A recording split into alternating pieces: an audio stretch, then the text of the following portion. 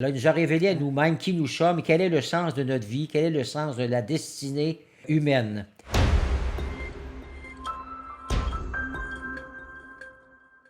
Abbé André Gagné, bonjour. Bonjour.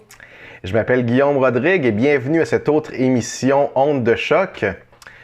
Abbé André Gagné, il y a un thème qui était implicitement présent, comme en filigrane, je dirais, dans nos émissions précédentes. C'est le thème, pour citer un auteur célèbre, du génie du christianisme, de son riche et incontournable apport civilisationnel, culturel et moral qui a façonné l'Occident, et en particulier notre nation canadienne et québécoise.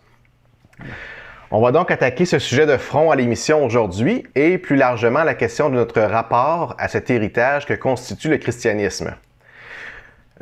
Par contre, je dirais, pour amorcer la discussion, j'aborderai la question d'abord du point de vue de ses détracteurs. Je m'explique. Certaines personnes aiment aujourd'hui à se présenter comme des libres penseurs. Elles aiment à se dire affranchies de toutes les tendances, des manières de penser et d'agir qui aliènent leurs adhérents, selon leur dire, spécialement des enseignements et des pratiques des religions, et tout particulièrement en ce qui concerne la situation québécoise, on l'aura compris, de la religion catholique. Abbé André, vous connaissez sûrement ce phénomène. Oui, puis je pense qu'on dit toujours qu'il convient, pour être dans la justesse des choses, c'est de ne pas aller dans les extrêmes. Hein? Alors, il faut tenir compte du fait qu'il y a toujours eu des libres penseurs. Puis si on veut dire par libre penseur, être capable de penser librement, bien ça demeure quelque chose de positif. Il y a toujours eu des libres penseurs au cours de l'histoire. Mais qu'une personne exprime ses pensées par rapport à tel sujet ou à telle idée, c'est pas ça qui est le problème. Ça pourrait être la liberté d'opinion. Mais tout dépend de ce qui sous-tend ce type d'affirmation de soi-disant libre penseur, de l'intention qui est la leur, la manière dont ces personnes s'expriment, être pour ou farouchement contre. Alors à ce moment-là, c'est non seulement dire voici moi ce que je pense, comment je vois les choses, mais c'est comme, des fois, il y a comme un appel à une espèce de désobéissance, une espèce de mise de soi à côté, en dehors de ce que promeut, par exemple, la société par rapport à toutes sortes de sujets. Particulièrement pour aujourd'hui, on va s'attarder davantage à ce qui touche les religions, la libre pensée d'aucun ou d'aucune par rapport à la religion et le christianisme, disons, en particulier. Justement, comment voyez-vous ce positionnement-là, de cette affirmation de soi comme libre penseur en ce qui concerne le rôle que l'Église a joué dans l'histoire du peuple canadien et dans l'élaboration de la culture et de la société québécoise? Ce rôle, par ailleurs, que d'aucuns semblent réprouver à grands cris, là. Vous voyez sûrement à quoi je fais référence. Comment jugez-vous justement, cette affirmation de libre penseur en ce qui concerne, pour légitimer finalement une critique là, toujours plus véhémente du rôle de l'Église dans notre société? C'est un type de discours, je dirais, très, très actuel. Il y en a toujours eu, mais là, il y a un petit quelque chose là, qui va plus loin que la pensée d'un ou l'autre, mais à un moment donné, ça prend beaucoup d'importance dans ceux qui sont visibles de façon spéciale, ceux qui sont derrière les micros, derrière les caméras, sur des scènes. Alors, je reçois ce type de discours comme quelque chose de difficile. Je suis particulièrement sensible à des propos qui tiennent parfois d'une quasi-fixation sur l'Église catholique. C'est pas juste sur le christianisme, mais c'est souvent en rapport avec l'Église catholique et sur l'influence soi-disant néfaste que celle-ci aurait eue sur le pauvre peuple du Québec. Parfois, c'est dit de cette manière-là. Le pauvre peuple du Québec, il en aurait beaucoup souffert tout au long de son histoire, jusqu'à la fameuse Révolution tranquille. Alors, ça me heurte, ce type de discours, parce que je ne suis jamais sûr si ce dont ces personnes accusent l'Église a été vécu par elles-mêmes. Est-ce que c'est par expérience qu'on parle ou par des propos entendus de personnes proches? Où puissent-elles leurs informations? Un de nos comédiens vedettes récemment affirmait, à l'occasion d'une émission de cuisine, s'il vous plaît, à laquelle il participait, on y faisait des recettes, il affirmait qu'un individu connu de lui se présentait comme un fier libre penseur Fort heureusement, ajouta le comédien en question, ce libre penseur n'avait pas été, entre guillemets, contaminé par l'Église. Et voilà. Il avait lâché le morceau à son tour. Et les autres participants de l'émission en gloussèrent de plaisir. Tout en cuisinant, ils y vont de leur perception, servie à leur sauce, c'est le cas de leur dire. Sur quoi cela s'appuie-t-il? Ils ne le disent pas. Ils ne sont pas, me semble-t-il, dans le contexte où ces choses pourraient être débattues. Leurs paroles expriment de l'amertume, du piquant, de sorte de dire que les gens d'Église ont toujours été parfaits est une chose, mais de les accuser de malveillance pour avoir, par exemple, comme l'affirment d'aucuns, enseigné et imposé des sornettes et avoir joué aux sorcières, cela tient, quant à moi, d'une forme d'ignorance face à tout ce qui a marqué l'histoire. Ouais. D'autre part, on pourrait se poser légitimement la question, c'est une chose de se proclamer, de s'autoproclamer libre penseur, mais est-ce qu'on l'est vraiment? Est-ce qu'on peut vraiment considérer qu'on est affranchi de tous les conditionnements qui marquent nos vies? Je pense que c'est tout simplement impossible. De toute façon, c'est pas nécessairement négatif là, de s'appuyer sur un certain bagage ou un héritage qui nous a été transmis, je dirais, là. En tout cas, à tout le moins pour tous ceux qui ne prétendent pas à l'auto-engendrement, il y a quelque chose de normal dans le fait de pas être complètement détaché là, de toute culture ou de tout discours qui nous influencerait ou qui... Bon, le mot conditionnement est peut-être négatif en soi, mais en tout cas, justement, qui influencerait notre façon de voir les choses, notre vision du monde. Est-ce qu'il n'y a pas un regard de vérité à porter sur le monde et sur nous-mêmes qui est de nature à éclairer nos perceptions, à les baser sur la réalité objective et non pas sur de simples opinions qui ne sont pas toujours fondées? Il y a l'enjeu de la vérité aussi là, qui est important. Une chose est de près. Parce qu'à un moment donné, il peut y avoir des personnes qui disent « Je ne veux pour le monde que ce qui est selon mon regard à moi, pas développer plus qu'il faut, sinon moi c'est ça que je pense. » Et puis un regard qui n'est pas assez... nourri à ce qu'on veut rejeter, finalement. C'est quoi la raison du rejet? C'est pas toujours évident. Je rejette telle chose parce que moi, c'est pas ce que je veux, c'est quoi ce que je souhaite. Alors, bien sûr, encore faut-il comprendre ce que c'est que le christianisme et en quoi il nous renvoie, parce qu'on parlait de la question d'une certaine objectivité fondée, ça prend une forme de distance pour pouvoir porter un jugement le meilleur. Alors, en quoi le christianisme nous renvoie à celui, avec un C majuscule, qui a créé ce monde et toutes les créatures qui y vivent et y habitent, dont les êtres humains. Je suis convaincu, plus j'y ai pensé, plus j'y ai réfléchi, plus je vis du Christ et de l'Évangile, que nul ne peut se comprendre lui-même en dehors de celui qui nous a fait et qui nous a rejoints ici-bas pour se faire connaître et de ce fait, en se faisant connaître à nous, ce Dieu, en la personne du Christ, eh bien, c'est ce qui nous permet de mieux nous comprendre nous-mêmes, de mieux nous connaître nous-mêmes. Alors, il nous a révélé à nous-mêmes qui nous sommes, quel est le sens de notre vie, quel est le sens de la destinée humaine. Cela n'a rien à voir avec une théorie fantaisiste à imposer à des naïfs, mais le Christ a présenté, le Christ qui est parole de Dieu, qui est Fils de Dieu, fait homme, qui est venu nous montrer, j'en suis convaincu, la véritable voie de réalisation humaine, la véritable voie de réalisation de soi-même. Le christianisme, ne nous apporte pas que des préceptes présentés dans des livres, il engage la vie et la marque de la réalité de l'amour appelé à nous faire goûter le bonheur que nous cherchons tous et que nous n'arriverons jamais à trouver ailleurs qu'en lui. Très intéressant et justement, abordons de front là, ce que j'annonçais déjà en début d'émission. Qu'est-ce que le monde a gagné du christianisme dans l'ensemble? Je dirais, et plus précisément aussi notre société là, canadienne, québécoise. Sans lui, est-ce que nos concitoyens n'auraient-ils pas été privés de bien des droits et bien des loisirs dont ils jouissent aujourd'hui, là, contrairement à ce qu'on pourrait penser spontanément ou en raison d'ignorance ou d'inculture même, je dirais.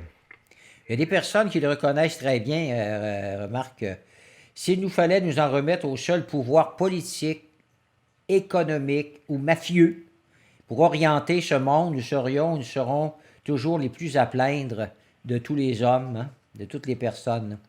Nous qui aimons tant nous en remettre à la charte des droits et des libertés, avons-nous oublié que les principes qu'on y défend ont été inspirés pour la plupart du christianisme? Les pays, voire les continents qui ont été marqués par la foi chrétienne, en général, se sont développés de façon très constructive et ont vu leur société bien servie par des lois, entre autres, qui ont su défendre les droits de toute personne. Où est-ce qu'on va le prendre, ça, le droit des personnes? Avec toutes les valeurs humaines qui en découlent, à commencer par le droit à la vie, le droit à la protection des individus. Un monde qui s'est construit sur des principes sûrs et qui a fait ses preuves. Dédaigner le christianisme, c'est adopter un regard sur le monde, sur la vie, qui risque de transformer les mentalités pour les ajuster aux modes, aux visions, au goût du jour, s'en remettant à des regards de surface qui se montreront décevants à la longue, au sens où ils ne favorisent pas le bonheur des personnes. Personnellement, je ne crois qu'en Dieu, le Dieu de Jésus-Christ s'entend, le seul qui puisse me révéler la voie d'une vie réussie. À preuve, quand une personne s'exerce à vivre de l'Évangile et des valeurs qui en découlent, ces personnes-là en goûtent, et je me mets avec elles, nous en goûtons une véritable joie qui correspond à ce que nous sommes appelés à vivre depuis toujours. Je n'en ai pas vu de chrétiens ou de chrétiennes qui sont malheureux quand ils vivent là, sincèrement de leur foi. Ceux qui optent librement pour le Christ s'en trouvent nécessairement heureux. Ce qui ne veut pas dire qu'il n'y a plus de difficultés et qu'il n'y a plus d'épreuves, mais tout ça trouve son sens dans le Christ. Les épreuves elles-mêmes ont trouvé leur sens, mais surtout la nécessité de se battre positivement pour éloigner tout ce qui est le mal de nos vies et puis pour y laisser entrer le bien.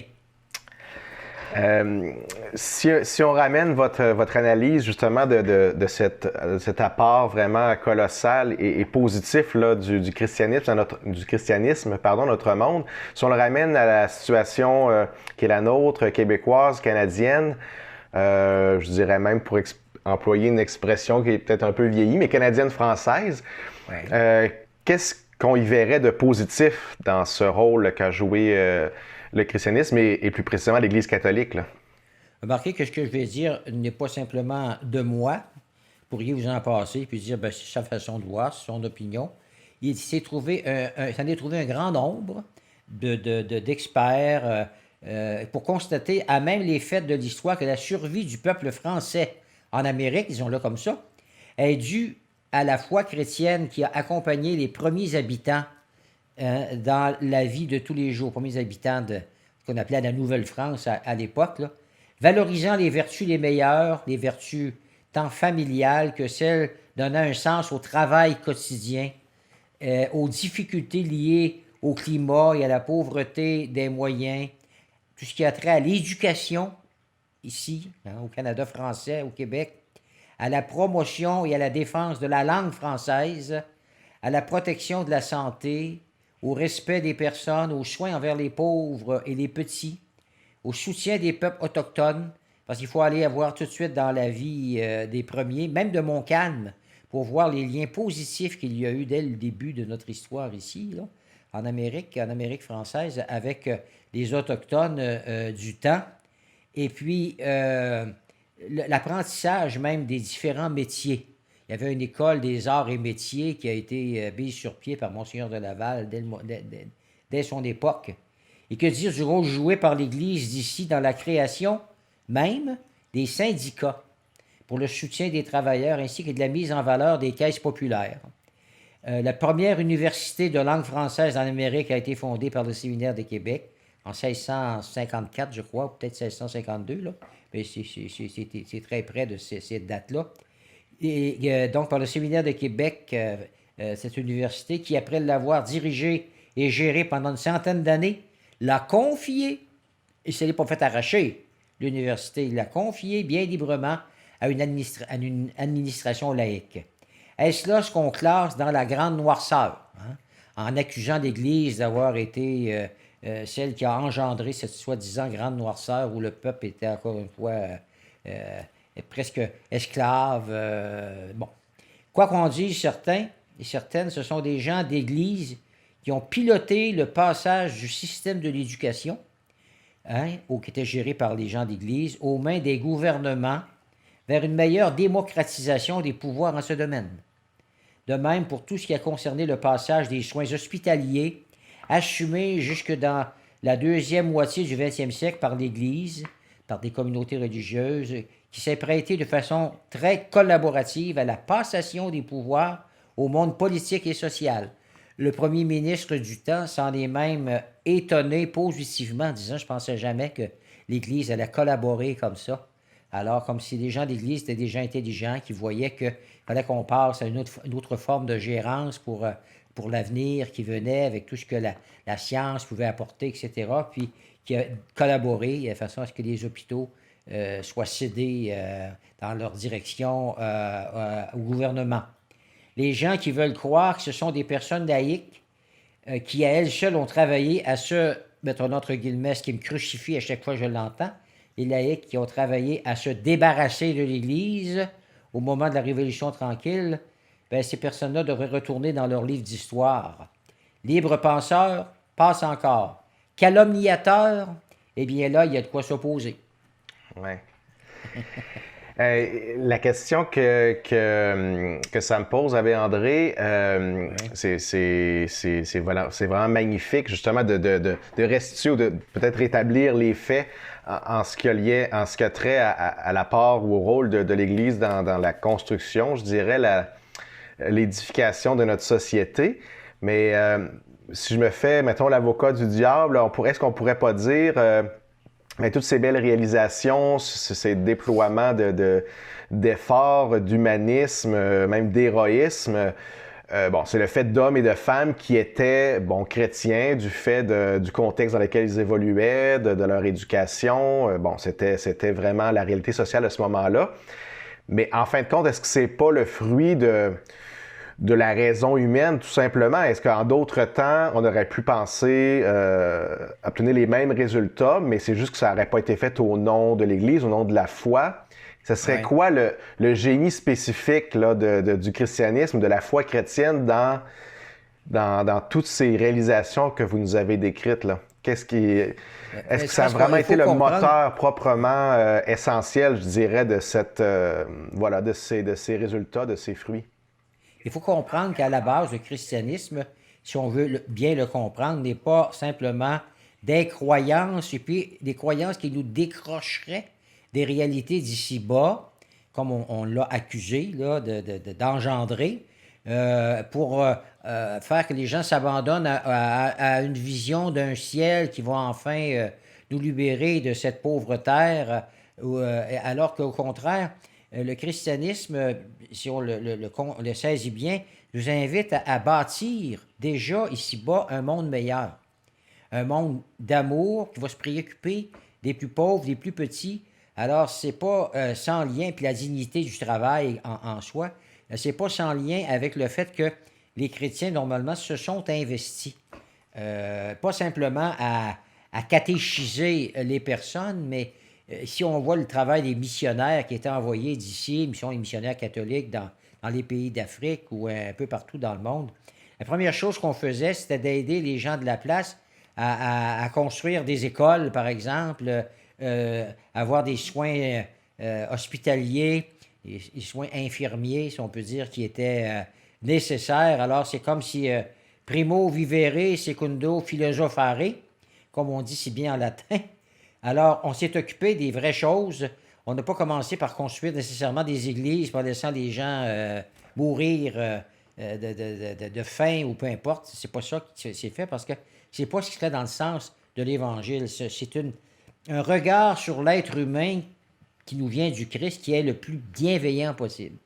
Pensez à Mère Teresa, par exemple, pour prendre un exemple qui est proche de nous, qui s'est en allée aux Indes pour aider des personnes abandonnées, malades, à être soignées, puis à la rigueur, à ne pas mourir dans la rue, mais à mourir dignement. Hein. On parle de mourir dans la dignité aujourd'hui, mais c'est entre autres, ce que la communauté de la Mère Teresa a fait, ça a été, entre autres, ça. Aider des gens à réaliser qu'ils sont précieux, qu'ils sont importants. C'est pas parce qu'ils sont malades qu'on les met de côté. Alors donc, on dit, bon, est-ce qu'on n'aurait pas pu faire ce passage, à l'état des soins hospitaliers et de l'éducation? À ce qu'il semble, ça n'aurait pas été possible dans l'histoire, parce qu'avant qu'on ait des gouvernements bien installés, puis tout ça, on était surtout inspiré du modèle, enfin pour les premières années, du modèle du roi, finalement, de la cour. Le mot démocratie n'était pas dans l'air non plus, là.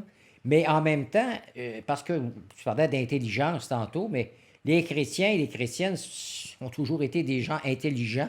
La foi ne nous rend pas inintelligents en nous obligeant à nous battre contre nous-mêmes pour adopter des visions qui seraient presque déconstructives par rapport à l'être humain. C'est pas du tout le cas. Alors, autre temps, autre mœurs. Après la Deuxième Guerre, on a senti là, que le monde devait aller plus loin. Et donc, les gens d'Église qui eux-mêmes étaient engagés dans l'éducation voyaient que pour permettre l'accès à l'éducation le plus universel possible, on devait passer à autre chose, organiser les choses autrement. Et puis, la fameuse commission parents, que moi, j'ai eu connaissance de ça, j'étais au niveau du cégep à ce moment-là, là, des études collégiales. On parlait du fameux rapport parents. Et puis, parent, finalement, c'était Monseigneur Parent, supérieur général du Séminaire de Québec. Et puis, et qui a été celui qui a mené cette commission-là avec le ministère de l'Éducation qu'on s'est attablé à fonder, hein, un ministère de l'Éducation, pour que justement le gouvernement, on jugeait il le jugeait lui-même, qu'il était prêt à aller dans ce sens-là, de la prise en charge de l'éducation et de faire que cette éducation-là soit davantage universelle. Avant ça, c'était tellement... Le Québec était plus dans des régions de campagne avec quelques grandes villes. Alors, on ne pouvait pas penser autrement l'éducation, sinon au moment où on a pu plus facilement encore avoir accès au transport, d'abord, au transport en commun, etc. Puis là, ça mettait la table pour aller vers un ailleurs. Et l'Église, l'Église catholique, il a collaboré plus qu'on ne pense. Et ceux qui y ont travaillé n'étaient pas dans le sens de se débarrasser de l'Église, mais de faire autrement sans complètement invalider, je dirais, ce que l'Église a pu faire et qu'elle a continué de faire aussi par la suite, dans le monde de l'éducation en tout cas. Dans les soins hospitaliers, là, c'est autre chose. Il y a des communautés religieuses qui avaient été fondées pour les soins hospitaliers puis qui ont dû se reviser.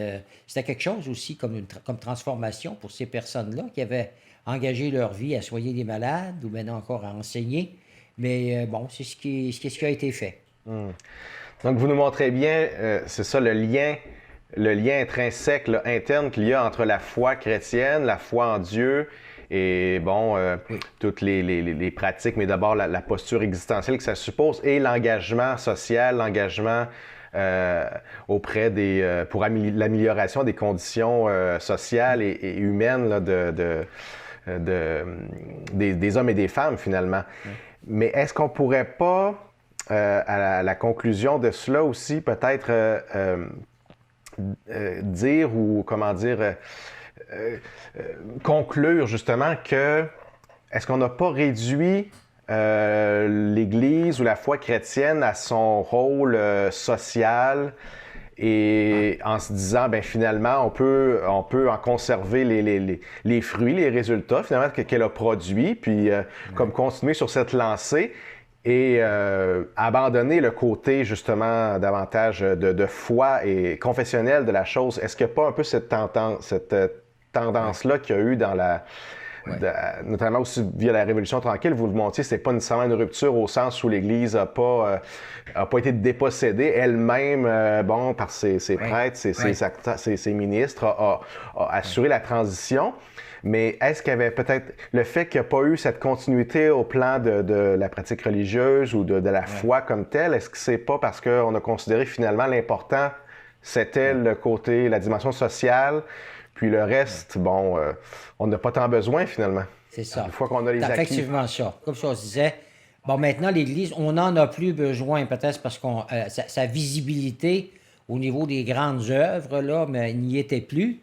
Comme si sa présence dans une société ne se résumait qu'à ça, hein? À un engagement auprès des malades, et puis, bon, il y a tout le reste, et puis de là à dire on n'a plus besoin de l'Église, malheureusement, certains, on a voulu jeter, enfin, le bébé avec l'eau du bain, là, l'expression qui dit bien les choses, et comme si l'Église ne pouvait rien, puis le Christ, le christianisme ne pouvait plus rien apporter à la société. C'est ce contre quoi l'Église en a actuellement, en disant il y a une vision chrétienne qui gagne, il y a un message chrétien qui gagne à être entendu, qu'on peut écouter de façon à ce que ça permette de valider d'autres types d'intuitions, comment mener la société. Alors bien sûr, si c'est plus l'Évangile qui est le point de référence, alors il y en a un autre. Hein? Un autre point de référence. D'où vient-il? D'où est-il? Et quand on connaît le monde politique, qui aura lui aussi des fois besoin, même dans ceux qui font de la politique, qui en ont fait, le disent, c'est qu'il aurait besoin de se revoir de façon à ce que l'envie d'un parti politique de demeurer au pouvoir, de garder le pouvoir, eh bien, fait à un moment donné que on va se montrer ouvert à plein d'idées et le gouvernement va chercher à plaire pour attirer de la bienveillance, à dire oui, à transformer des lois, puis même des institutions, à mettre de côté des institutions parce qu'on se fie sur les idées qui circulent. Mais est-ce qu'elles ont été assez étudiées pour voir qu'est-ce qu'on veut dire quand on change, par exemple, la définition de la famille traditionnelle composée d'un père, d'une mère, des enfants? À partir du moment où on voit les choses autrement, ça nous conduit à un monde totalement autre.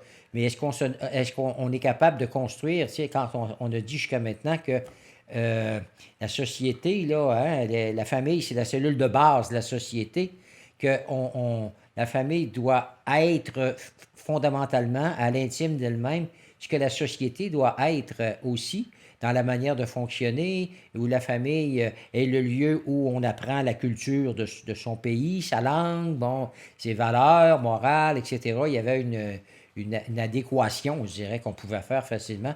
C'est un exemple que je donne par rapport à la famille, mais il y en a beaucoup d'autres aussi. Alors, si on n'a pas des points très solides là, pour bâtir, là, on est en train de bâtir sur les opinions, les modes qui circulent. Et moi, des fois, ça me fait peur.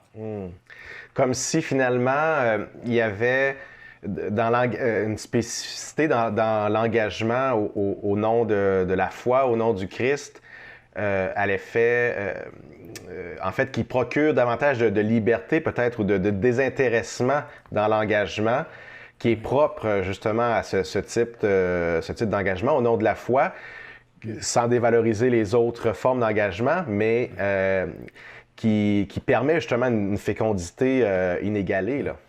Oui, absolument. Il y en a qui sont allés loin là-dedans, comme on dit, évitons les extrêmes, mais Saint-Augustin lui-même, de son temps, voyait très bien dans une œuvre qu'il a produite, là, comme si, en voulant dire, si on menait le monde comme une unité parfaite entre les convictions de foi, de christianisme, et puis la manière de régir une société, c'était la société parfaite pour lui, là. Comme on dit que dans un monastère, j'avais un professeur en histoire, là, en théologie, qui enseignait l'histoire de l'Église, nous disait un monastère en lui-même, par exemple, c'est comme un modèle de la société parfaite. On peut peut-être pas vivre dans la société comme on y vit là, dans toutes les particularités, mais on voit une espèce d'égalité. Bon, enfin, les moines sont tous habillés pareil. Il n'y a pas un moine riche par rapport à un moine pauvre. Alors, on travaille ensemble pour ce qui est comme permet à la communauté d'aller chercher son pain quotidien, etc. Et puis, alors, chacun dans la communauté, selon ses capacités, a sa place. Et il n'y a pas de supériorité ou d'infériorité par rapport aux moines. Il y a des moines qui ne sont pas prêtres, des moines qui sont prêtres. Ils ont des tâches un peu différentes, et tout ça forme, bon, sûrement pas dans la perfection, étant donné qu'on est composé, c'est composé d'individus qui demeurent passibles parfois de commettre le mal ou de pécher, comme on dit dans le langage, mais parce qu'on est prêt à se revoir continuellement, à se convertir à la lumière de l'Évangile, de la parole, bien, ça fait quelque chose qui est cohérent, qui est d'abord des institutions qui sont beaucoup admirées, même par des personnes qui n'ont pas la foi. Ils vont se rendre dans les monastères parce que juste le monastère existant pose la question de Dieu. Parce que si ces gens-là ne sont pas là à cause de lui, ça n'a pas sa raison d'être. Alors, ça amène à des pensées que je considère dans l'ensemble positives. Oui. Je pense que vous nous livrez là justement la clé, ou en tout cas une clé du génie du christianisme, à savoir, vous parliez de la perfection versus une vision plus réaliste et vraie de l'être humain qui est pécheur. Mais justement, le christianisme prend en compte cette profondeur, cette complexité humaine, je dirais, et son besoin de conversion, de la grâce de Dieu pour s'améliorer. Ce que, mettons, une vision purement politique ou idéologique du monde ne prend pas en compte, justement. Puis il y a eu plusieurs tentatives, particulièrement au 20e siècle, justement, de société parfaite, entre guillemets, ou d'utopie politique qui avait prétention de créer des sociétés presque parfaites, là. Puis on a vu, bon, les ravages ou les catastrophes que ça a pu créer. Donc, il y a quelque chose dans l'ADN du christianisme de profondément vrai et en même temps, voilà, réaliste, qui prend en compte l'être humain dans tout ce qu'il est, dans ses bons côtés comme ses moins bons côtés. Ouais. Travailler la main dans la main.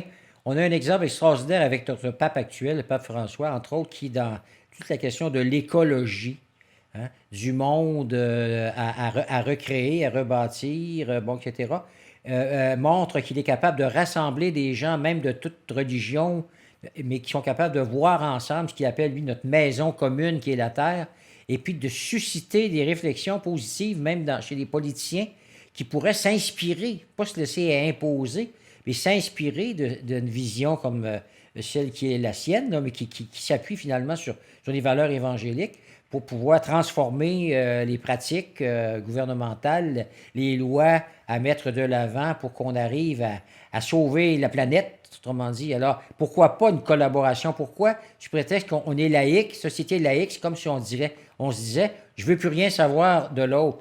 Mais non, on peut s'écouter les uns les autres, hein. Comme un pape peut se présenter à l'ONU, ce qui a été fait souvent, puis les gens écoutent la pensée de celui qui est capable de s'adapter. Il ne vient pas à l'ONU pour faire des catholiques, il vient à l'ONU pour donner un message qui est vraiment dans le sens du service de l'humanité, service réel de l'humanité, service de l'être humain.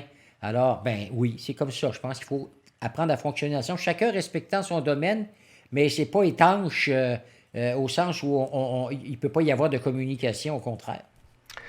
C'est une très belle interpellation que vous faites là, l'abbé André Gagné, et ça soulève aussi plein de pistes de réflexion qu'on souhaite que nos auditeurs pourront saisir au passage, justement pour leur bénéfice propre. Donc, je vous remercie beaucoup pour cette autre participation à cette émission Ondes de choc. On invite toujours les auditeurs à se manifester, à réagir aussi à nos propos en nous écrivant toujours à l'adresse vocation au pluriel à commercial-ecdq.org, vocation avec un S à commercial-ecdq.org. Ça nous fera plaisir de lire vos commentaires, vos questions et de les intégrer aussi éventuellement à une de nos discussions pour l'enrichir et pour continuer justement à ouvrir nos horizons à toutes ces questions qui méritent d'être analysées avec la lumière de l'Évangile. Merci beaucoup, Abbé André. On se dit à la prochaine. Bye bye.